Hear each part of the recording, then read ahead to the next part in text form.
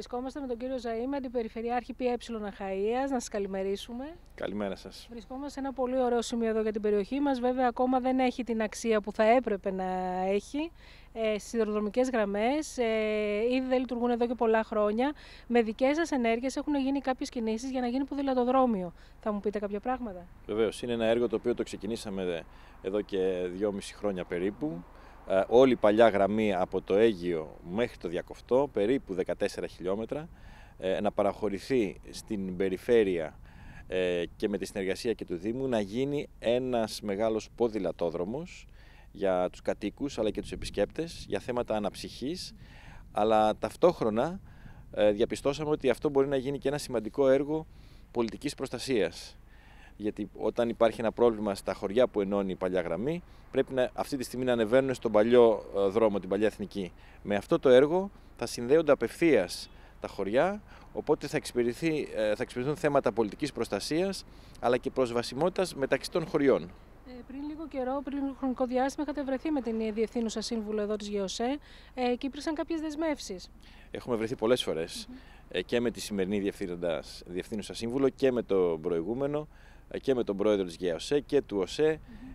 Η αλήθεια είναι ότι είναι οι θεσμικές διαδικασίες αρκετά γραφειοκρατικές, όμως τις έχουμε ξεκινήσει και πιέζουμε πάρα πολύ τους φορείς, τον ΟΣΕ και τις υπόλοιπες εταιρείες να βγει άμεσα η σύμβαση παραχώρησης για να προχωρήσουμε. Εμείς είμαστε έτοιμοι σαν περιφέρεια και χρηματοδοτικά και μελετητικά προκειμένου να γίνει το έργο. Από εκεί και πέρα όμως χρειάζονται κάποιες διαδικασίες. Χρονικός ορίζοντας από τη στιγμή που θα έχουμε την σύμβαση στα χέρια μας, την παραχώρηση μάλλον, υπολογίζω περίπου τον 1 χρόνο για τη μελέτη και μετά αμέσως η δημοπράτηση του έργου. Με το που αναλάβατε τα νέα σας καθήκοντα, ξεκινήσατε αμέσως με διάφορα προβλήματα που υπήρχαν στην περιοχή και στην Αιγιάλια και στην Αχαΐα γενικότερα, αλλά ειδικότερα και σε εμάς. Εδώ στην Αιγιάλια είχαμε πρόβλημα με περίπου 220 κατοίκους στις Δάφνες, όπου τρέξατε αμέσως, συνεργαστήκατε με τη Δημοτική Αρχή. Πείτε μου λίγα λόγια. Ναι, μας έκανε ένα αίτημα η Δημοτική Αρχή για ένα χωριό, όπως είπατε, τις Δάφνες, που είχε μείνει χωρίς νερό για πολλούς μήνες. Καθίσαμε και κάναμε μια σύσκεψη κοινή, η τεχνική υπηρεσία της περιφέρειας με την πολιτική προστασία.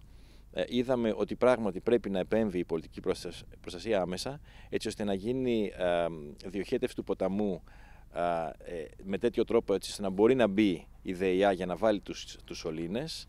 Το δικό μας το έργο κράτησε περίπου 10 μέρες, η εργολαβία μας, και αμέσως μετά ήρθε ο Δήμος και έβαλε τους σωλήνες για να ξαναπάει το νερό. Ασφαλώς είναι προτεραιότητά μας οι κάτοικοι και για ένα τόσο σημαντικό θέμα όπως είναι το νερό ήταν αδιανόητο να μην τρέξουμε γρήγορα. Οι αγροτικοί δρόμοι εδώ της περιοχής έχουν σοβαρό πρόβλημα. Δεν ξέρω αν έχετε περπατήσει εδώ, γιατί προεκλογικά σίγουρα βρεθήκατε σε πολλές περιοχές εδώ της Αιγιάλιας και των Καλαβρίτων. Είδατε ότι υπάρχουν πάρα πολλά σοβαρά προβλήματα. Ποιος είναι ο ρόλος της περιφέρειας από εδώ και πέρα? Κοιτάξτε, η οδοπία είναι ένα μεγάλο κεφάλαιο. Γιατί η οδοπία χωρίζεται ανάλογα αν είναι δημοτική, αν είναι περιφερειακή, αν είναι εθνικό δίκτυο κτλ. Και οι αγροτικοί δρόμοι είναι σημαντικό μέρος αυτού του προγράμματος. Πραγματικά προσπαθούμε να προτεραιοποιήσουμε την οδοπία με βάση τις ανάγκες των κατοίκων πρώτον, και δεύτερον, εάν υπάρχει θέμα αναπτυξιακό, δηλαδή αν υπάρχει μια μεγάλη επιχείρηση ή υπάρχει εμπόριο στη συγκεκριμένη περιοχή, προτεραιοποιούμε πρώτα αυτούς τους δρόμους.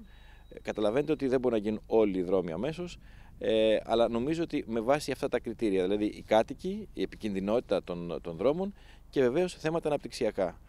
Συνεργαζόμαστε όμως με τους Δήμους, δηλαδή 5 Δήμους έχει η Αχαΐα, πρέπει να είμαστε πολύ κοντά και πολλές φορές παίρνουμε τα αιτήματα των δημάρχων και των αντιδημάρχων, αλλά και των προέδρων των κοινοτήτων, προκειμένου να δούμε πραγματικά ποια είναι η σωστή προτεραιοποίηση για τους δρόμους. Οπότε πρέπει να είναι σε γρήγορση οι δήμαρχοι εδώ της περιοχής μας γενικότερα, για να σας φέρουν τα αιτήματα για να γίνουν πράξη κάποια στιγμή. Σε γρήγορση και σε στενή επικοινωνία και με μένα και με τις υπηρεσίες. Πιστέψτε με, τους έχουμε περπατήσει τους περισσότερους δρόμους, ξέρουμε τα προβλήματα σε έναν βαθμό, αλλά πρέπει να ακολουθούμε και τις τυπικές διαδικασίες. Η συνεργασία εδώ με τη Νέα Δημοτική Αρχή? Η συνεργασία με όλους τους Δήμους της Αχαΐας είναι καλή, μπορεί να γίνει και καλύτερη, και δεν είναι μόνο με τον επικεφαλή δήμαρχο, είναι και με τους αντιδημάρχους και με τα στελέχη, αλλά εγώ θα έλεγα με όλους. Η περιφέρεια και προσωπικά το γραφείο μου είναι ανοιχτό συνέχεια. Και κάποιος πολίτης, αν θέλει και να μας δει αλλά και να φέρει ένα αίτημά του, εμείς είμαστε ανοιχτοί.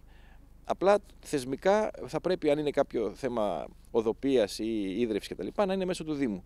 Αλλά οποιοδήποτε αίτημα των πολιτών, εμείς είναι ανοιχτή η πόρτα μας να το δούμε, να το συζητήσουμε και αν μπορούμε να το λύσουμε. Κύριε Ζαΐμη, η θέση της Αχαΐας σε σχέση με τις άλλες περιφερειακές ενότητες, πού βρίσκεται, ποια είναι η θέση της ουσιαστικά? Καταρχήν, νομίζω ότι η Αχαΐα είναι ένα όνομα το οποίο έχει μια βαριά ιστορία που ξεκινάει από αρκετές χιλιάδες χρόνια πριν. Εδώ σε αυτή την περιοχή έχουν γίνει πάρα πολλοί πόλεμοι, έχουν ξεκινήσει επαναστάσεις και δεν αναφέρομαι μόνο στο 21 αλλά και παλιότερα. Έχει λοιπόν μια πολύ πλούσια ιστορία που οφείλουμε να την αναδείξουμε. Επίσης έχει μια πλούσια αγροτική ανάπτυξη, έχει ένα πρωτογενή τομέα εξαιρετικά σημαντικό, αλλά έχει και μια σημαντική μεταποιητική επιχειρηματικότητα και μια βιομηχανία. Η βιομηχανική περιοχή της Πάτρας είναι από τις σημαντικότερες στην Ελλάδα. Και πάνω απ' όλα έχει ένα ανθρώπινο δυναμικό πάρα πολύ καλό. Και λόγω των πανεπιστημίων που βρίσκονται στην περιοχή και λόγω των ανωτέρων σχολών κτλ. Ο στόχος μας είναι η Αχαΐα να είναι πρωταγωνιστής νομός, πρωταγωνιστής περιφερειακή ενότητα, όπως το λέμε σήμερα, σε όλη τη χώρα και να έχει και έναν ευρωπαϊκό ρόλο. Θέλουμε να είμαστε από τις πρώτες περιφερειακές ενότητες στην Ελλάδα. Θα επιτευχθεί αυτό μέσα στην επόμενη τετραετία, λέτε? Όπως βγάλαμε την περιφέρεια Δυτικής Ελλάδας από την τελευταία θέση της ανεργίας και τώρα είναι πρωταθλήτρια στην απασχόληση, είμαστε μέσα στις 4 περιφέρειες μεταξύ των 13 με τη χαμηλότερη ανεργία, νομίζω το ίδιο θα πρέπει να κάνουμε και σε επίπεδο περιφερειακής ενότητας. Ευχαριστούμε πολύ. Ευχαριστώ.